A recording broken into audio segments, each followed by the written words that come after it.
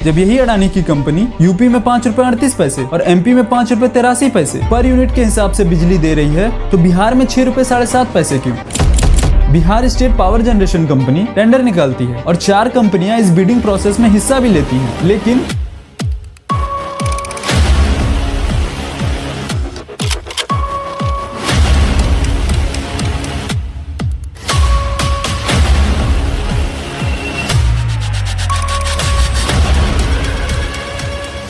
2006 में पहली बार power plant की बात आती है, 2010 में कैंसिल, फिर 2011 में आती है, 2014 में कैंसिल, 15 में आती है, 16 में कैंसिल, 2018 में थर्मल पावर प्लांट को हटाकर सोलर पावर प्लांट की बात आती है, लेकिन इस आइडिया को भी 2021 में ड्रॉप कर दिया जाता है। मतलब साल पर साल प्रपोजल आते हैं, इन्वायरमेंटल क्लियरेंस मिलती नहीं और MOU एक्सपायर हो जाती है। 15 सितंबर को प्रधानमंत्री बिहार के पूर्णिया आते हैं। वहाँ पे इस प्रोजेक्ट की फाउंडेशनल स्टोन उनके द्वारा ही रखी जाती है, लेकिन उसी टाइम दूसरी तरफ जितने भी प्रोटेस्टर होते हैं उन्हें हाउस अरेस्ट में रखा जाता है। ये बिहार है और बिहार की भागलपुर डिस्ट्रिक्ट में एक प्रिपेती नाम की जगह है और यहीं पे 1050 एकड़ जमीन को लेकर कंट्रोवर्सी चल रही है। इस जमीन पे एक थर्मल पावर प्लांट लगाया जाएगा और राज्य सरकार के द्वारा मात्र 1 रुपए हर साल के हिसाब से 33 सालों के लिए ये सारी जमीनें एक प्राइवेट कंपनी को क्यों दी गई है और वहाँ के लोकल्स प्रोटेस्ट क्यों कर रहे हैं इस चीज को लेकर, इन सब चीजों को अभी आगे चलकर समझेंगे। देखिए 2006 में बिहार की जो इलेक्ट्रिसिटी बोर्ड होती है वो इसी प्रिपेती में एक कोल थर्मल पावर प्लांट के लिए कोयले के एलोकेशन के लिए मिनिस्ट्री ऑफ कोल में रिक्वेस्ट सबमिट करती है। कितने कोयले के लिए? हर साल 6.25 मिलियन टन।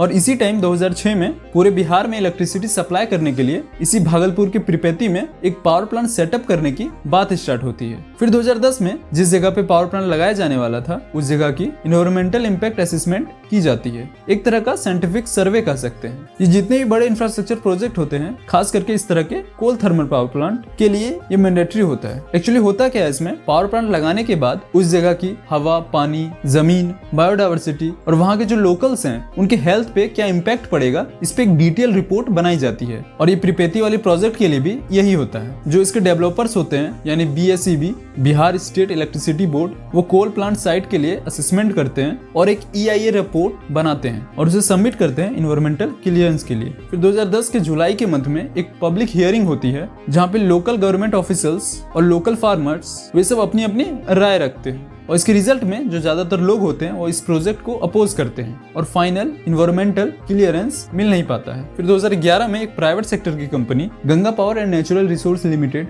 ये कंपनी और Bihar state of electricity board, इन दोनों के बीच एक MOU यानी मेमोरेंडम ऑफ अंडरस्टैंडिंग साइन होती है और इस पूरे प्लांट की कैपेसिटी जो होने वाली थी वो 1320 मेगावाट, जिसमें 2 यूनिट्स लगाई जाने वाली थी, हर एक 660 मेगावाट की। इस प्रोजेक्ट को कंप्लीट करने की बात 2014 तक की थी, पर ऐसा कुछ होता नहीं है। क्यों नहीं हो पाता? वही सरकार लैंड एक्वायर नहीं कर पाती, लोग अपोज करते हैं और इन्वायरमेंटल क्लियरेंस मिल नहीं पाती और जो MOU साइन हुई थी इन दोनों के बीच वो एक्सपायर हो जाती है। फिर जाकर 2014 में इस बार 3 कंपनियों के बीच MOU साइन होती है, प्रिपेती बिजली विभाग, Bihar state power generation company limited और NHPC लिमिटेड, जो पिछले वाले प्रोजेक्ट की कैपेसिटी थी उसी कैपेसिटी वाले थर्मल पावर प्लांट के लिए यानी 1320 मेगावाट। लेकिन फिर से वही सब चीजें होती हैं, लोकल फार्मर्स अपोज करते हैं, क्लियरेंस मिल नहीं पाती और प्रोजेक्ट कभी स्टार्ट ही नहीं होता। और फिर जो इन कंपनियों के बीच साइन की गई MOU थी वो फरवरी 2016 में एक्सपायर हो जाती है। फिर 2018 में इस बार NTPC लिमिटेड एक प्रपोजल लेकर आती है, लेकिन थर्मल पावर प्लांट के लिए नहीं, 250 मेगावाट की सोलर पावर प्लांट के लिए।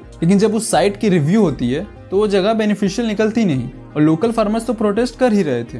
तो इन सब कारणों के लिए सोलर पावर प्लांट वाले आइडिया को ड्रॉप कर दिया जाता है। अब आ जाते हैं अभी की जो करंट प्रोजेक्ट है, जिसमें कुछ दिन पहले अभी इतनी कंट्रोवर्सी चल रही थी कि सरकार ने इतनी जमीनें 1 रुपए में किसी प्राइवेट कंपनी को कैसे दे दी है। देखिए फरवरी 2025 में बिहार की गवर्नमेंट इसी प्रिपेती में थर्मल पावर प्लांट के लिए फिर से प्लानिंग करती है और इस बार जो पावर प्लांट की कैपेसिटी होने वाली है वो 2400 मेगावाट की होने वाली है। और 2024 के जुलाई के मंथ में सेंट्रल गवर्नमेंट की तरफ से एक बजट एलोकेट होता है, कितने का? 21,400 करोड़ रुपए। और इसी साल 2025 के फरवरी के मंथ में बिहार की कैबिनेट इस प्रोजेक्ट को अप्रूवल देती है। BSPGCL, Bihar state power generation company limited को नोडल एजेंसी बनाया जाता है। नोडल एजेंसी यानी एक तरह का कोऑर्डिनेटर कह सकते हैं, जो प्लानिंग को देखेगी, इम्प्लीमेंटेशन को देखेगी और पूरे प्रोजेक्ट को मॉनिटरिंग करेगी। एक्चुअली होता क्या है कि बिहार की गवर्नमेंट पहले खुद से सोचती है कि वो खुद से प्लांट लगाएंगे लेकिन बाद में इस प्रोजेक्ट को किसी प्राइवेट कंपनी के द्वारा करवाने का सोचते हैं। तो जो प्राइवेट कंपनी चुनी जाने वाली थी वो एक बिडिंग प्रोसेस के द्वारा चुना जाने वाला था। इस बिडिंग प्रोसेस में जाने से पहले एक इंपॉर्टेंट चीज है वो बता देता हूँ पहले।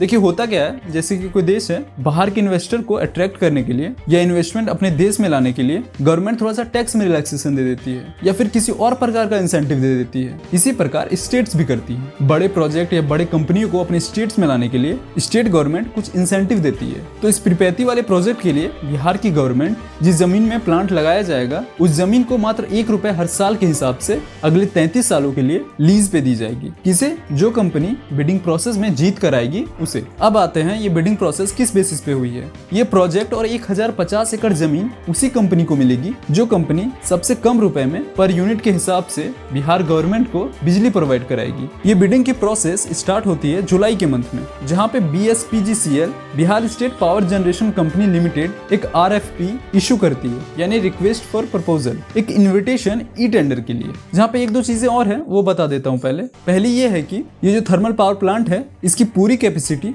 2400 मेगावाट की होने वाली है, जहाँ पे 3 यूनिट्स लगाई जाएंगी, हर एक 800 मेगावाट की। दूसरी ये कि जिस मॉडल पे ये प्रोजेक्ट बेस है उसका नाम है DBFOO, यानी design, build, finance, own and operate, यानी कि इन सब चीजों की रिस्पॉन्सिबिलिटी उस कंपनी की होगी जिसे ये प्रोजेक्ट मिलेगा। और इस पावर प्लांट के लिए कोयले की एलोकेशन सेंट्रल गवर्नमेंट की शक्ति पॉलिसी के अंडर होती है। झारखंड की साहिबगंज डिस्ट्रिक्ट के राजमहल वाले एरिया से कोल की सोर्सिंग होगी। इस ई टेंडर में 4 कंपनियां बिडिंग प्रोसेस में पार्टिसिपेट करती हैं। Adani powers, JSW energy, Torrent power, Bajaj group, Lalitpur power. इन चारों कंपनी में अडानी पावर्स सबसे कम की बिड डालती है, ₹6.7 पर यूनिट, यानी अडानी पावर्स ₹6.7 पर यूनिट के हिसाब से बिहार गवर्नमेंट को बिजली देगी। और बाकी 3 कंपनियों ने कितनी की बिड डाली ये ऑफिशियली ऑनलाइन कहीं अवेलेबल नहीं है। और एक चीज, जिस रेट पे अडानी पावर्स बिजली दे रही है बिहार में वो ₹6 से ज्यादा है, और बाकी स्टेट्स में जहाँ पे अडानी पावर्स ही बिजली देती है उन स्टेट्स में ₹6 से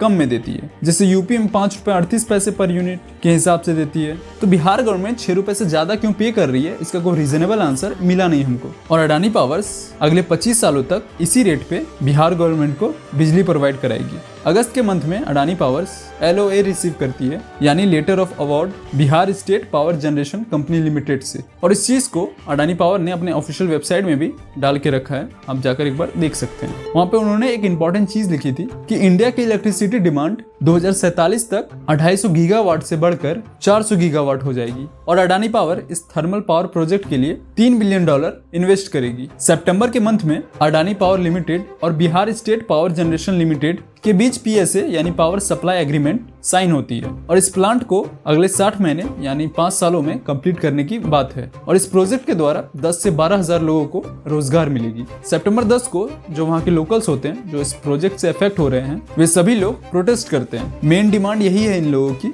जो जमीनें ली गई हैं पावर प्लांट के लिए उसके बदले में फेयर कंपनसेशन मिली नहीं है। और 14 सितंबर को जो नेशनल ऑपोजिशन है वो बहुत से एलिगेशन लगाते हैं गवर्नमेंट पर इस प्रोजेक्ट को लेकर। 15 तारीख को जब प्रधानमंत्री जी बिहार आते हैं तो ऐसी रिपोर्ट्स आती हैं कि प्रोटेस्टर्स को हाउस अरेस्ट में रखा गया है। इस प्रोजेक्ट के दौरान जिस जमीन पे प्लांट लगाया जाएगा वहाँ पे लाखों पेड़ भी कटेंगे। प्रॉब्लम कहाँ पे है? सिस्टम में ट्रांसपेरेंसी की जरूरत है। आप जो किसानों से जमीनें ले रहे हैं, किस रेट पे ले रहे हैं, कितने लोगों को आपने पैसे दिए, इन सब चीजों को पब्लिक डोमेन में लाइए। अगर आप इस प्रोजेक्ट के लिए इतने पेड़ काट रहे हैं तो इन्वायरमेंट को बैलेंस करने के लिए आप क्या कर रहे हैं, कहाँ और कितने पेड़ लगा रहे हैं? अगर अडानी पावर ने लोएस्ट बिड डालकर ये प्रोजेक्ट जीता है तो बाकी 3 कंपनियों ने कितने के बिड डाले हैं, वो चीज आपने ऑफिशियली क्यों नहीं कहीं डाला? इन सब चीजों को भी पब्लिक डोमेन में लाइए। तो यही है, सिस्टम को थोड़ा ट्रांसपेरेंट होने की जरूरत है। बाकी इस प्रोजेक्ट में इन्वायरमेंटल क्लियरेंस अभी भी पेंडिंग है और विलेजर्स अभी भी प्रोटेस्ट कर रहे हैं और डिमांड कर रहे हैं एक अच्छे कंपनसेशन के लिए। खैर, आप इस विषय में क्या सोचते हैं कमेंट कर बताइएगा। Thank you.